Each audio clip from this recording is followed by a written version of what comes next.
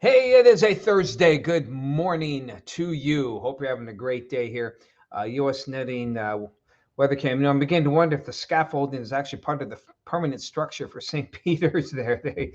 Uh, they're doing some work right now, though. You see some of the workers there doing some work on, of course, the stone, and they have to do a lot of reinforcing work here with the church there, which I believe was built in 1929, or might have been a little sooner than that, but it's approaching the century old. And even though it's made well, it needs to be updated, and I'm sure it can be a bit of a challenge. But they're working on it now. They got some great weather, and hopefully they can get a lot of work in today because things are going to change weather-wise. And this indeed might be the last of the nice ones for a little while. I'm not saying we're done for the season with the great weather, but then, it's a great time. This is a time, if you haven't already, probably to cut back the flowers there. Some of the perennials you may have to cut back. And deadhead them and get them cut and get them ready for wintertime. It's a great day. Yesterday was a good day. I know I personally just didn't have time yesterday, but today we'll probably be out and probably do a short walk and then go home and start cutting things back here. My wife, my daughter, and I will be doing that, and maybe getting some last minute cleanup done.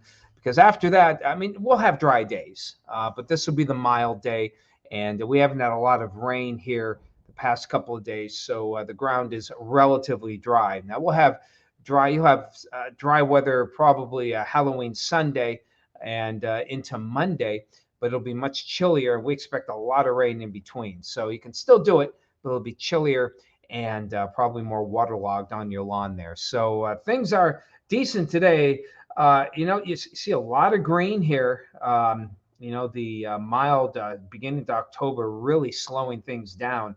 And that's what we're getting right now here.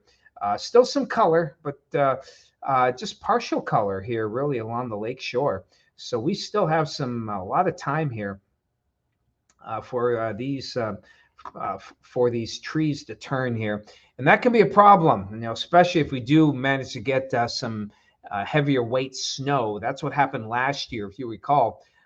We had, I know, at my house, we had, I think, like 6 inches of that real heavy snow on trees that were still laden with leaves, and boy, it just created a mess.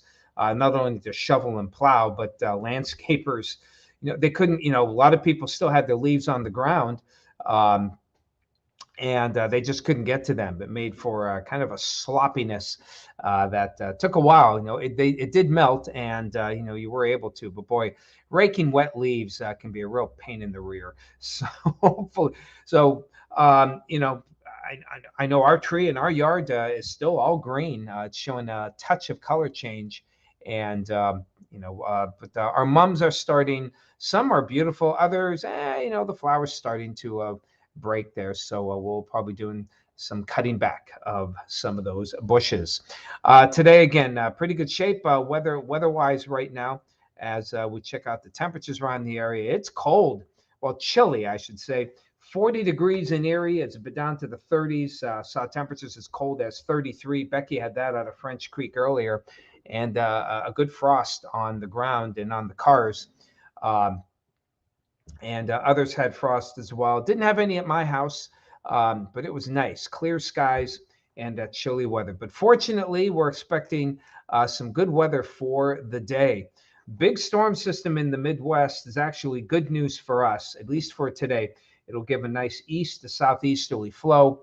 A lot of rain here toward Ohio, and we'll get the blow off from that rainfall. So we may actually get a high overcast for the day, but still we should easily break into the 60s. Normal high is about 58, 59 here. So getting to around 64, 65 is a good day. And again, good day to get out, not a lot of wind. After that, goodbye. We have that low pressure is going to be a slow mover. It's a huge system. And as we like to say, large moving systems mean slower moving systems. And this low is basically going to encompass all the Ohio and Tennessee valleys along with the deep south. A nice flow of moisture, not just from the Gulf, but also from the Atlantic, will bring some flooding rains from Carolina up to PA. And we may get some minor flooding here as well for tomorrow, as the rain is expected to be heavy at times. And even as we head towards Saturday, this is the upper level system, but it still shows an upper level low right over roughly the Pittsburgh area. So it's not moving much. In fact, slowing down even more. And that'll mean more showery conditions as we head towards Saturday. And right now, I'm looking less and less optimistic that the Meadville parade will be dry. It's looking more and more like we will have at least some showery periods and chilly. Wouldn't be the first time that we had rainfall. So, if it rains, well, we'll just have to deal with it, put the hood up, and still give out the candy. And I tell you right now, the people will still be out in Meadville. They love their parade. It is a lot of fun. So the upper low does move toward the east, and we should be able to break into some at least lesser chances of rain as we head towards Sunday. As a little ridging builds in. It's not a warm ridge, but it is something. So as we check out who's saying hello today, John Dunkel, good morning. Yep, a little cold out there, and yeah, chilly air is coming. More on that in just a second there. Donna from Ocala, how are you? Randy Hamilton, good morning to you. Bob and Sue, Jacksonville, good to see you as well. Hello, Diane, good morning to you. Becky got 32, a little frosty, and still a little bit of fog. Hello, Susan, good to see you out there in Union City. Rather chilly 37. Kenneth out there in West Springfield. Going to no big snowstorm expected, Ken.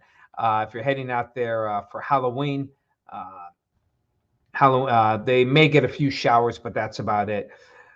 And is it Dijon? Did I pronounce that right? Thomas, Dijon or Dijon? Is it Dijon like the mustard?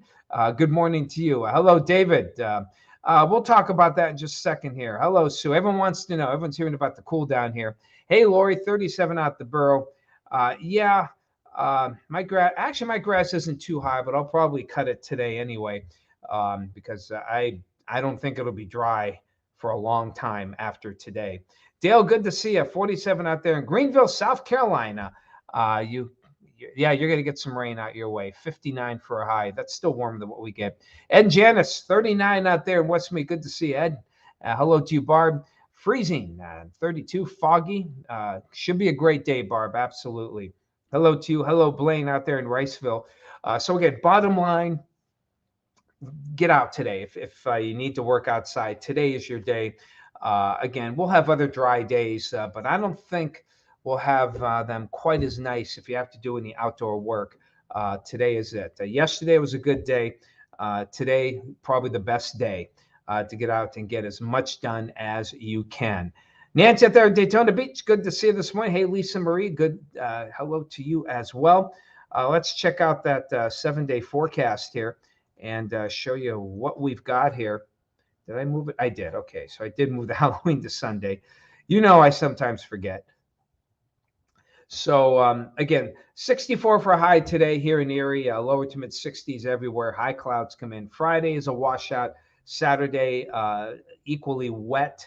And again, looks like it will go. If there's any trick or treat times for Friday and Saturday, make sure the kids get ready for some rainfall. Now, Friday looks like in the evening, if there is trick or treat for any of the municipalities on Friday, the evening itself looks like most of the heavy rain should be out.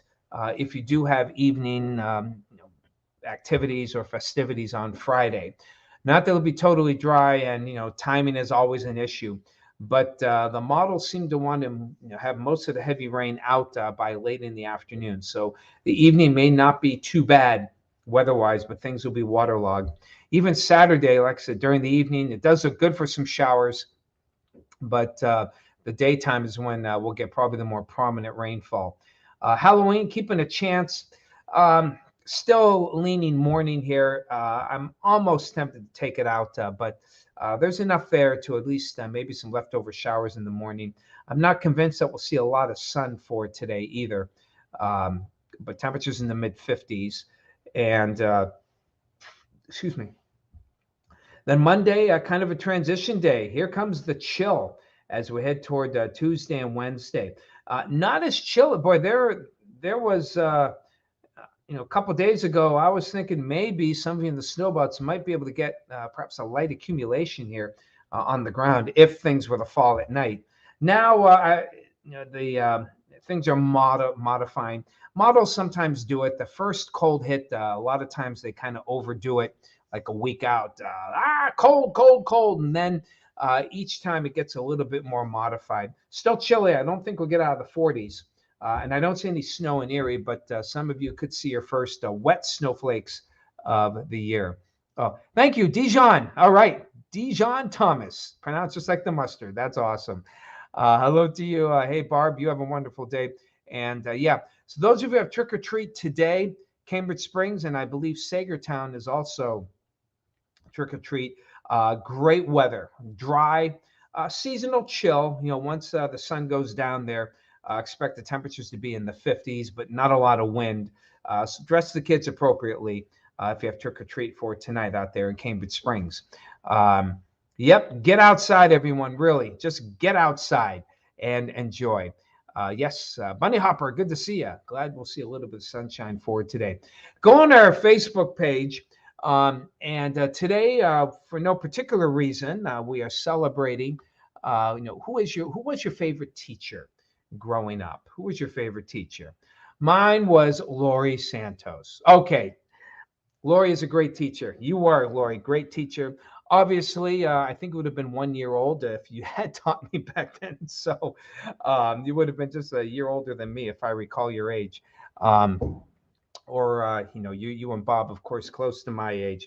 And but go online and go on our Facebook page. Let us know your favorite teachers. And I had many great teachers. I had a lot of great teachers growing up, and it's really hard to figure out.